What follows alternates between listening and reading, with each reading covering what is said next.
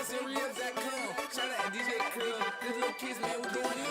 in my own world, trying to get my head right. Watch me start a movement, set us so free. Tired of living in your clone world, stopping at your red light. If they could control him, it wouldn't be me. You ain't living in my world. No, you ain't living in my world. No, you ain't living in my world. No, you ain't living in my world. No, no, no. Now I can see my fantasies inside my head. I can't believe you've seen it shining through my sleeve. I will not stop till I achieve. My world, this is where it's at.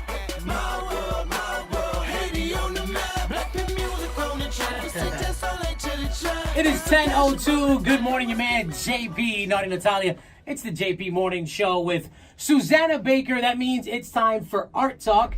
And our guest this morning is Kobi Karp. He is the founder and principal of Kobi Karp Architecture and Interior Design Incorporated. Kobi Karp founded the firm in 1996 and has been the principal in charge of design since that time. Sir, good morning and welcome to the show. Thank you, JP. Good morning to you. Good morning, Kobi. It's so good to have you again. Thank you. You know that you are, JP, just to let you know, a visionary like Kobi Karp is what changes the world around us. You know, the buildings we go to work, the places we live, the stores, the churches, the synagogues. It's Kobi Karp who's really put a hand, and his company, Kobi Karp Architect and Interior Design, has been changing the skyline of Miami for now 30 years almost, right? Yes, a very, very long time. Yeah. So you went to school. How long do you have to go to school to be an architect? I went to school at the University of Minnesota, and my first degree actually was not architecture, it was environmental design, which deals with the environment itself. And it's kind of what we see our buildings. We see our buildings as how they are perceived from the public realm, from the streets, from the parks, from the plazas. Like we're sitting here in this beautiful studio you have, and we're looking across the street and we can see Wynwood 25, right? So what happens is that we have an opportunity to really make an impression on the community on a daily basis from the outside as well as from the inside. And you know, I love Wynwood 25 because one of the things you've done, and we could go back like how you've taken parts of Miami and Miami Beach and you really turned it around. You are key in the vision and the resurgence of South Beach, the Art Deco structures, and bringing them back to life and protecting the integrity of buildings. And one of the great things that I asked you was, what is one of your biggest rewards as an architect? And I'd like to ask you again, what is one of your biggest rewards? Because I know if you go to your office, The money. the office, JP, is full from ceiling to floor of plaques and all kinds of awards from the biggest architect institute and so on. But what would be one of your favorite awards? I think that as an award, what really drives me personally is that when people who stay at the building or live in the buildings say to me, you know, Kobi, you did this building, I live there, I really like it, or I hear people talking positively about their experience. Or even recently came out this article about Wynwood 25 where they leased out 100 apartments, right?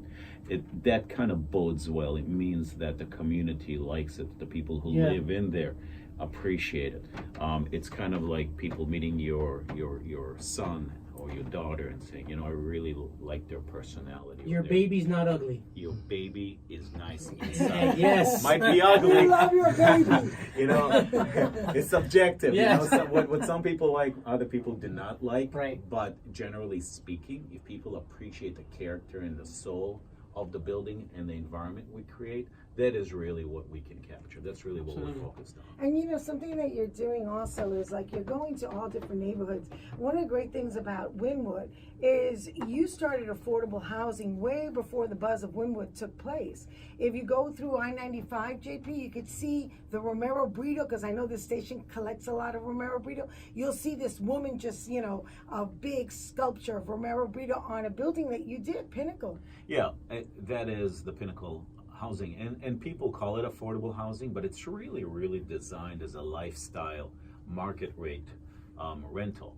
And what we did is we had an opportunity to put art in public spaces and a budget for that. So I turned around to Romero, who I grew up with in Miami since 1988 on Lincoln Road. Wow. And I said, Romero, what can you do? And he felt that a celebration, a feminine celebration on the highway there would create a lot of attention. And the people who live in the building, they tell me, I like it here. It feels good. It's fabulous. Everybody knows the location. And it's How long did you live on South Beach? I lived on South Beach. I still live on South Beach. Okay. I arrived in 1988 from Minnesota to live in Miami Beach. It was Miami Vice and Scarface. Quite a difference, huh? Yeah. Culture shock. And you know that Scarface that he just mentioned, a young lady that owned a company called South Beach Realty. Yes. On Washington Avenue. On Washington Avenue. In one of those historic buildings. And one of those historic buildings that you came through the door Yes. looking, I just came from the Caribbean, and you gave me your card. Yes. And you said, if you ever need any architectural work, I would like to please do something. Yes. And I remember turning and saying to myself, you know what? I'm tired of just eating hamburgers at the Winter Haven or a salad at News Cafe. We need pizzerias.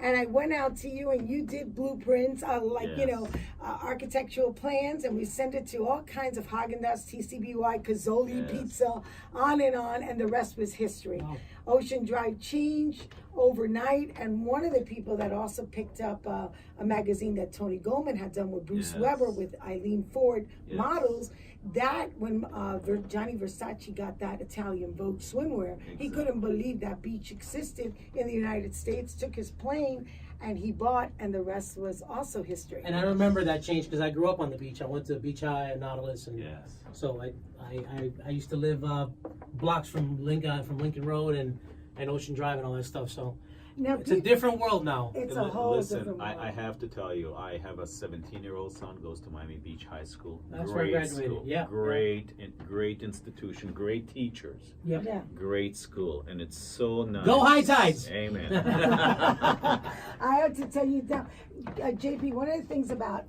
Kobi is a lot of people think, well, I'm only going to, hire him for big buildings or big investors and developers. But he's also a mad scientist when it comes to City Hall. He knows everybody, he really is very connected, but he also knows the rules and what's meant to be in that environment, whether it's South Beach, whether right now you're doing a river walk, aren't you, in the Jose Marti Park? And you're responsible for the whole environment. It's not just doing what the developer wants, but also thinking about the surroundings. It's critical to do the right thing by the community, by the environment. It's so critical because that is the long-term relationship we have. That is the long-term relationship that everybody wants to have. The city of Miami has been in existence for a long time, relatively speaking, to the United States of America.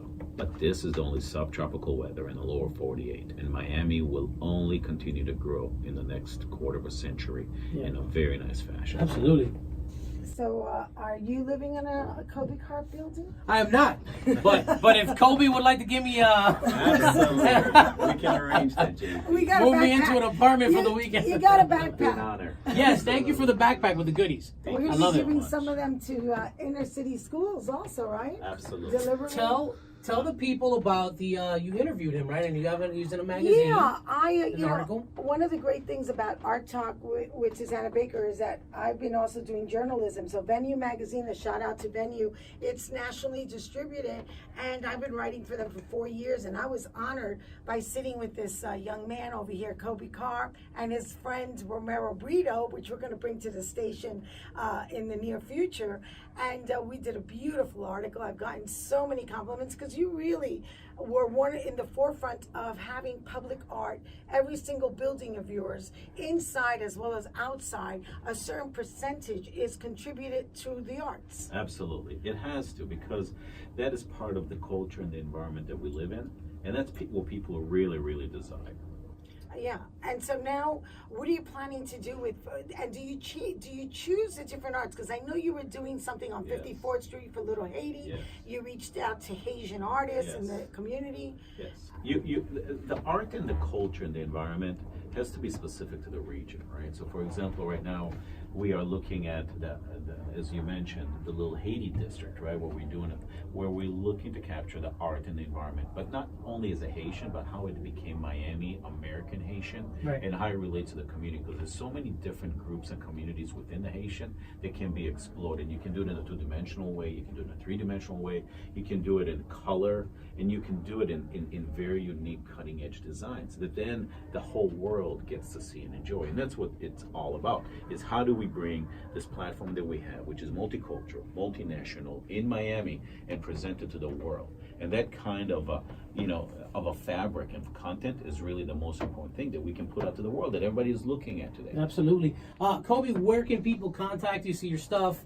Where do you want people to go check you out? KobiKarp.com, Simple. KobiKarp.com. And I gotta tell you, not only are we proud to have you here in Miami and to stay here, we're making cement boots, you don't go anywhere, but you are licensed in 17 states, and you're also changing the world around you, from Dubai to Los Angeles to New York, New Jersey. But we love having you here in Miami, so thank you, Kobi Karp. Thank you so much for having me. Thank you, JP. Ladies and Thank you, gentlemen, Susana. Kobi Karp, Susana Baker, Art Talk. Thank you guys for coming in. And let me know when I can move into that new apartment, please. You got it. See you next week, Thursday, Art Talk with Susana Baker. Thank Yes, you, Kobi. ma'am. No, you ain't living in my world.